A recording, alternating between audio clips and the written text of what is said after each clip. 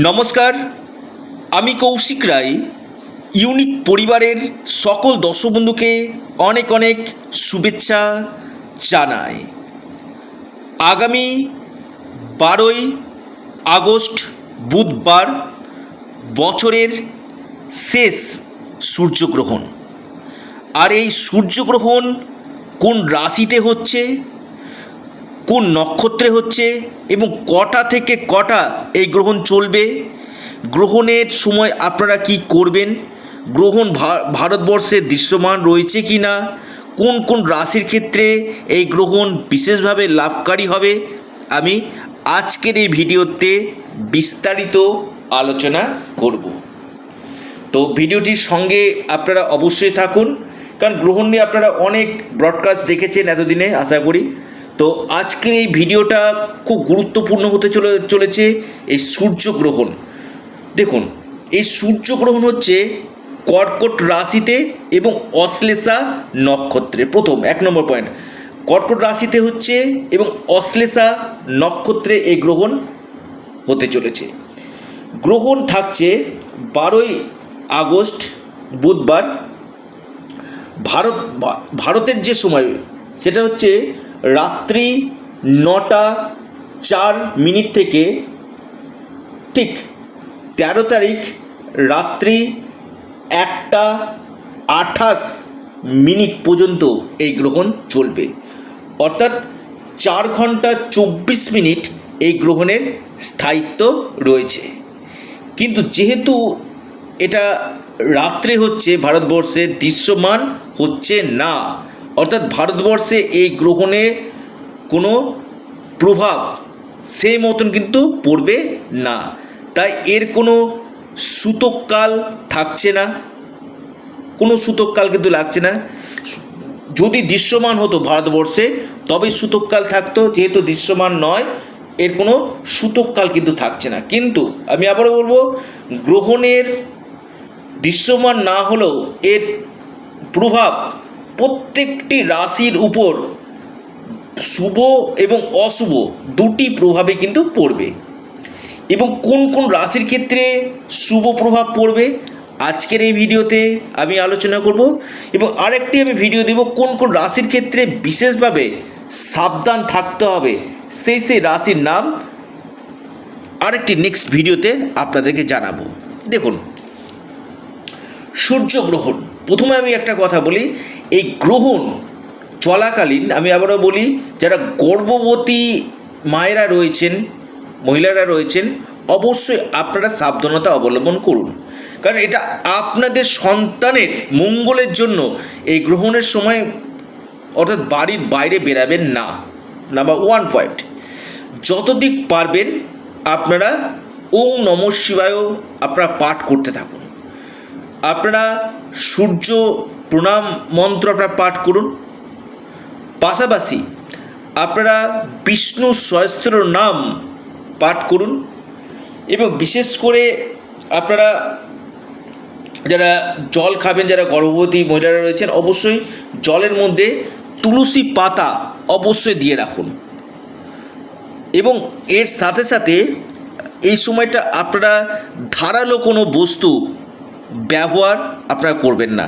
গ্রহণ চলাকালীন আপনারা শুধু ঠাকুর এর নাম জপ করুন। যতদিক আপনারা নাম জপ করতে পারবেন ততদিক আপনাদের মঙ্গল হবে।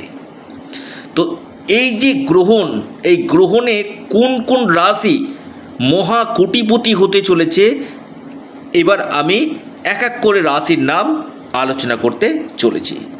একটু আপনারা ডায়েরিতে নোট করে নিন কোন কোন রাশির ক্ষেত্রে এই গ্রহণ অত্যন্ত লাভকারী হতে চলেছে। 1 নম্বর যে মহা সৌভাগ্য রাশি, তার আগে একটু আপনাদেরকে বলি, এই গ্রহণ শেষ হয়ে যাওয়ার পর আপনারা অবশ্যই দান করুন। অর্থাৎ আপনারা যতদিক দান করবেন দেখবেন অনেকটাই আপনাদের জীবনের নেগেটিভ এফেক্ট আপনাদের কাটবে।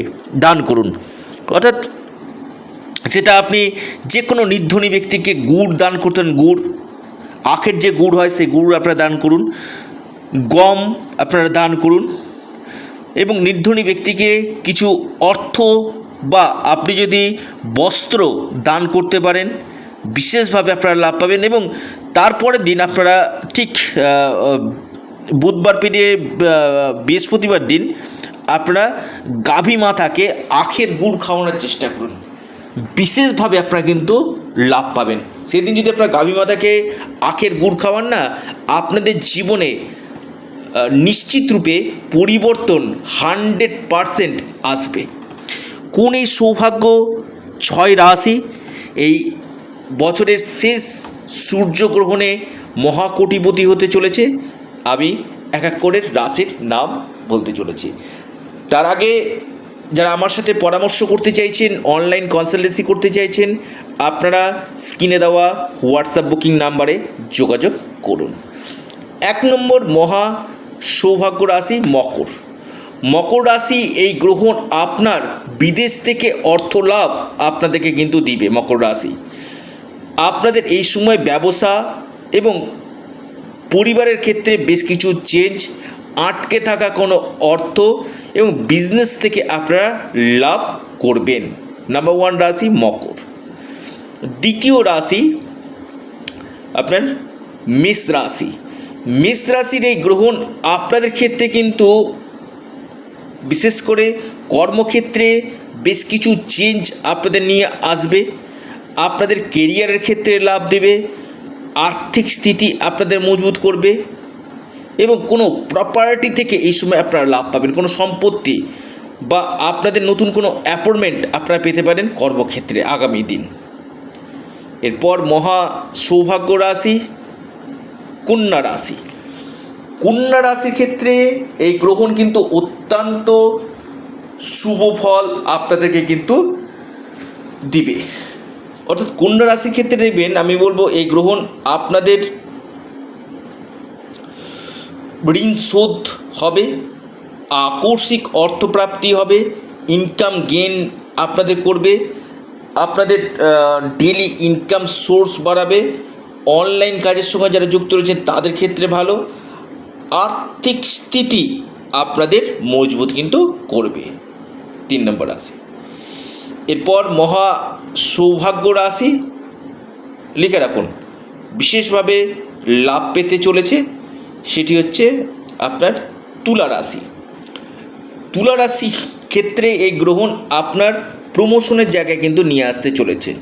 কোনো নতুন কোনো কর্মযোগ নিয়ে আসবে, প্রমোশন আপনাদের হবে, আপনাদের কেরিয়ারের ক্ষেত্রে এই সময় লাভ দিতে চলেছে। অর্থাৎ এই গ্রহণ তুলা রাশির ক্ষেত্রে আপনাদের বড় ধরনের যাদের মামলা মকদ্দমা চলছে সেখান থেকে আপনারা মুক্তি কিন্তু পেতে চলেছেন। অর্থাৎ মকর, মেষ, কন্যা, তুলা। এরপর যে রাশি সেটি হচ্ছে সিংহ রাশি। সিংহ রাশির ক্ষেত্রে এই গ্রহণ কিন্তু আমি বলবো আপনাদের বিদেশ থেকে এই সময় আপনাদেরকে কিন্তু লাভ দিবে। বিদেশ কোনো ফরেন থেকে আপনারা এই সময় লাভ পাবেন, আপনাদের আর্থিক স্থিতি মজবুত আপনাদের করবে, সুনাম অর্জন আপনাদের হবে এবং এর পাশাপাশি আপনাদের ভাগ্য উদয় আপনাদের করবে। কোনো প্রপার্টি থেকে আপনারা এই সময় লাভ পেতে চলেছেন, কোনো সম্পত্তি আপনারা এই সময় কিনতে পারেন বা ক্রয় বিক্রয়ের জন্য খুবই ভালো সময় বলা যেতে পারে এই গ্রহণে। এরপর মহা সৌভাগ্য রাশি গ্রহণের ফলে বিশেষভাবে শুভ ফল পাবে, সেটি হচ্ছে আপনার ধনু। ধনু রাশির স্বাস্থ্যক্ষেত্রে উন্নতি, নতুন কর্মের সুযোগ আপনাদের আসবে, সুনাম আপনাদের বাড়বে, আপনাদের আর্থিক স্থিতি মজবুত করবে, বিশেষ করে আপনাদের বৈবাহিক জীবন, আপনাদের কর্মজীবন, আপনাদের বিজনেস, আপনাদের প্রপার্টি কোনো সম্পত্তি লাভ এবং আপনাদের এই সময় ফরেন থেকে এই সময় কিন্তু আপনাদেরকে কিন্তু লাভ দিতে চলেছে। অর্থাৎ এই সময়টা না আমি বলবো এই 6টি রাশির ক্ষেত্রে এই গ্রহণ অত্যন্ত একটা শুভ বার্তা বহন করে নিয়ে আসতে চলেছে। ধনু রাশির ক্ষেত্রে এই গ্রহণ আপনাদের বিশেষ করে ভাগ্য উজ্জ্বল করবে এবং নতুন জব, নতুন চাকরি পাওয়ার প্রবল সম্ভাবনা আপনাদের উঠে আসতে চলেছে।